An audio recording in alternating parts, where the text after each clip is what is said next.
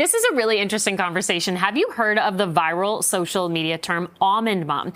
It's this nickname given to mothers who perpetually diet and pass down restrictive eating habits to their kids under this veil of being healthy. Although the negative reinforcement isn't always something is aware of, parents can choose to break free of diet culture at home and create a healthier, more balanced approach to food for their families. So to talk more about breaking the cycle of body image pressures is eating disorder specialist Kyla Fox. Good morning, Kyla. It's so nice to see you. Thanks really for nice coming to see in. you too. Thanks for having me. I mentioned to you, this is such an interesting conversation because you're seeing this term Almond Mom kind of everywhere on social media, TikTok, Instagram, and even younger generations are really focused on it. So maybe we could start by talking about what this means. So what it means is, and this term sort of came up from Yolanda Hadid, who said this sort of piece to her daughter about only eating a couple almonds when she was really, really hungry.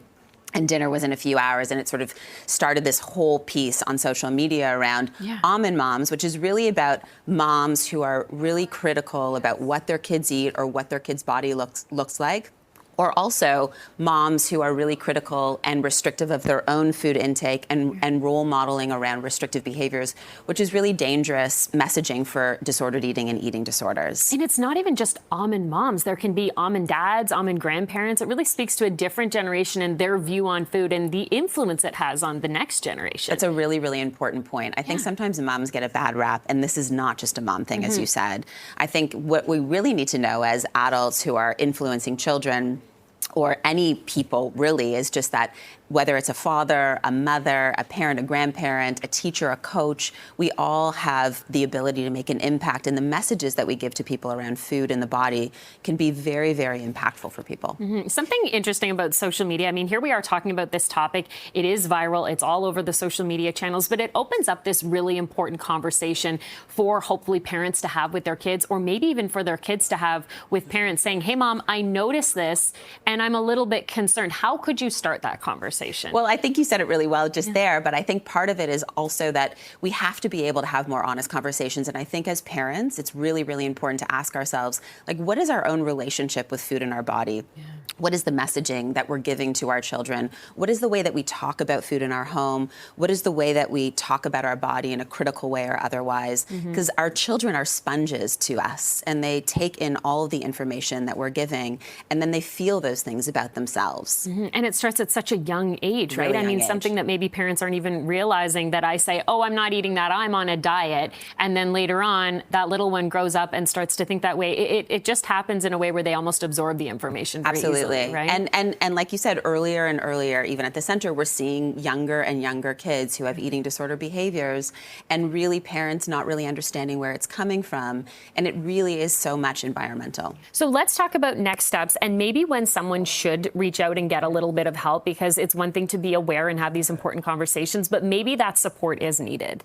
I think it's always really important to reach out. Sometimes we're really unaware of the impact that we're having. And so if you're noticing that you yourself are preoccupied with food and your body, which in truth, we live in diet culture. We live in a world that's impacted around messages and images around food and bodies and what we should do and what we shouldn't do. It's all a lot to deal with, and it can be really confusing.